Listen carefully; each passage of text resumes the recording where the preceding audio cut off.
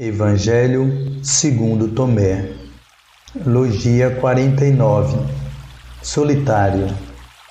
Interpretação do espiritualismo ecumênico universal.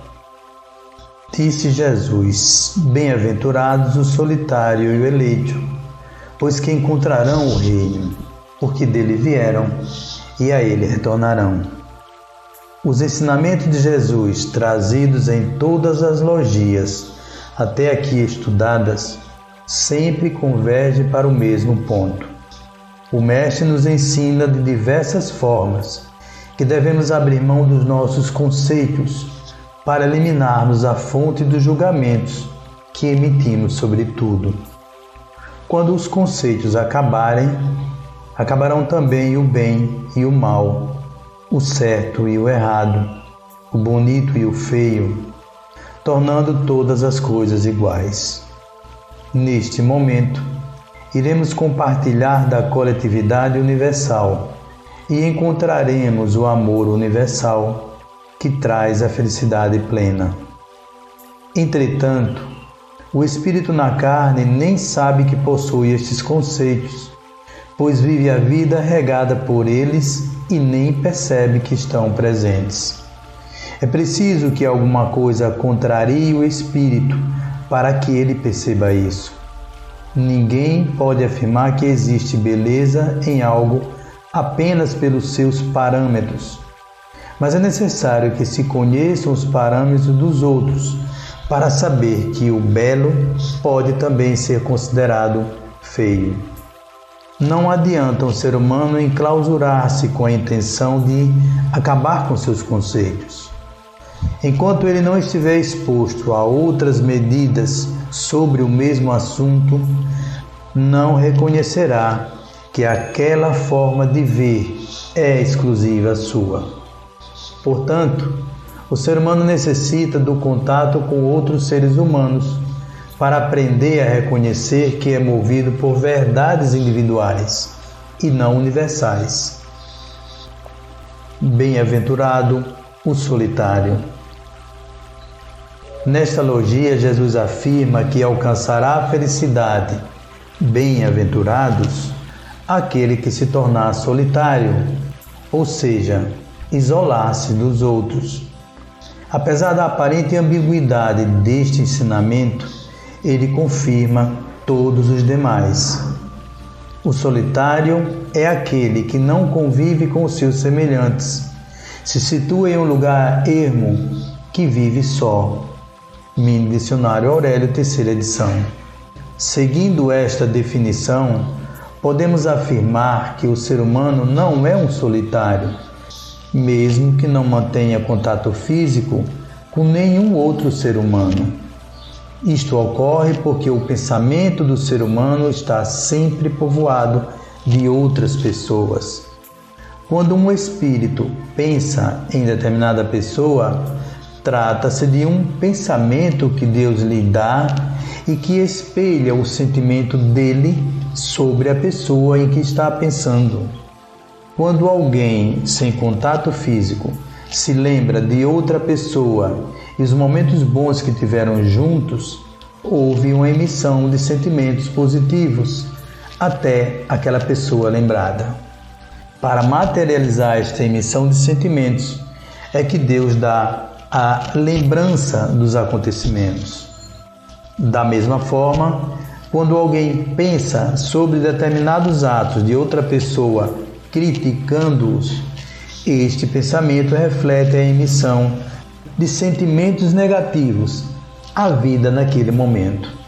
Esta emissão alcança o seu alvo e conecta os dois espíritos em uma mesma vibração, ou seja, faixa de onda eletromagnética, sentimento. Podemos afirmar, então, que houve um contato, apesar de poderem estar a milhares de quilômetros de distância um do outro. Este contato é tão real que pode passar do inconsciente e atingir o consciente. Quantas vezes começamos a pensar em determinada pessoa e sentimos que precisamos falar com ela? Logo depois, o contato físico é providenciado. Neste momento, o espírito acha que foi coincidência. Isto não ocorreu por acaso, mas porque, ao emitir os sentimentos, o ser humano colocou um alerta de que precisava manter contato com ela. Os sentimentos emitidos neste contato dependem dos conceitos que o espírito possui sobre a outra pessoa. Se eles forem bons, haverá um contato, emissão de sentimentos positivo. No entanto, se os conceitos arquivados sobre aquela pessoa não forem tão bons, isto ocasionará uma emissão de sentimentos negativos. É por este motivo que Jesus nos conclama a sermos solitários. O Mestre nos ensina que, enquanto possuirmos conceitos, não devemos pensar nas outras pessoas, devemos ser solitários.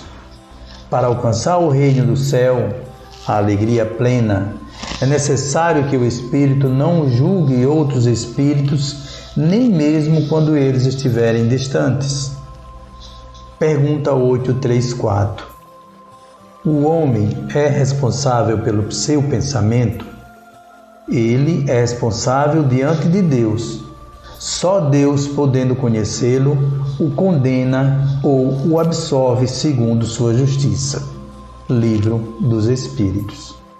A justiça terrestre só consegue avaliar um ser humano quando ele comete um ato, pois não consegue penetrar no seu pensamento. Entretanto, Deus, que a tudo vê e conhece, pode avaliar a emissão de sentimentos de um espírito para o outro, produzindo os atos necessários para que aqueles sentimentos se materializem, se for do merecimento de quem os receberá. Se não for, ele o poupará de recebê-los. No entanto, para aquele que emitiu o sentimento, Deus terá que providenciar uma reparação.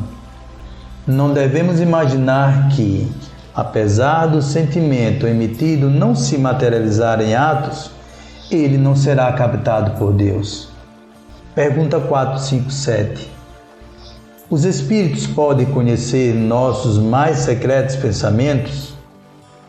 Frequentemente eles conhecem aquilo que querereis ocultar a vós mesmos. Nem atos, nem pensamentos podem lhes ser dissimulados.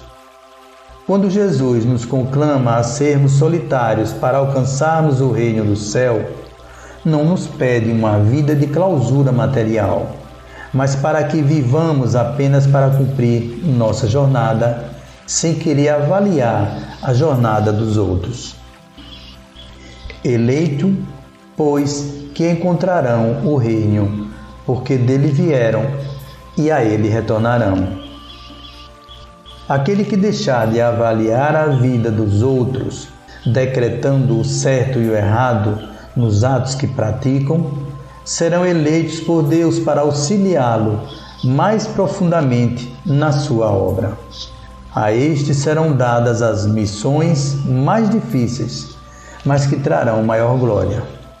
Não é porque um espírito não possui mais conceitos que ele não mais passará por situações onde exista um aparente sofrimento. As situações que hoje julgamos de sofrimento continuarão acontecendo mesmo na vida de quem abrir mão do poder de julgamento das coisas. Ele, espírito ainda, será alvo de críticas, de atos que espelhem o sentimento de raiva, cobiça, inveja e etc. Entretanto, ele não escolherá sentimentos negativos para reagir aos acontecimentos e por isso não mais encontrará sofrimento. Assim, aquele que não mais possuir conceitos reagirá com alegria, compaixão e igualdade em tudo. Aquele que tiver o amor universal continuará recebendo palavras de críticas, mas não sentirá estas palavras desta forma, constatando somente o uso de sentimentos negativos por aquele que os emitiu. É a sua solidão que não permite que o espírito mantenha os sentimentos negativos para reagir àqueles acontecimentos. Quando reagir apenas com o sentimento do amor, o Espírito positivará os sentimentos negativos recebidos, auxiliando aquele que ainda não conhece o reino do céu. Como já explicado na Logia 3, o reino do céu não é um lugar físico, mas um estado onde o Espírito conhece apenas o amor e por isso vive em paz, harmonia e felicidade. Reagindo com o amor aos acontecimentos movidos por sentimentos negativos, o Espírito estará doando mais deste sentimento àquele que ainda não o utiliza, aumentando o estoque à disposição do outro para servir como base futura do seu raciocínio. Utilizar apenas o amor universal como base para a reação aos acontecimentos da vida é o futuro de todos os espíritos. Pergunta 116. Há espíritos que permanecerão perpetuamente nas ordens inferiores? Não. Todos se tornarão perfeitos. Eles mudam de ordem, mas lentamente, porque, como já dissemos de outra vez, um Pai justo e misericordioso não pode banir eternamente seus filhos.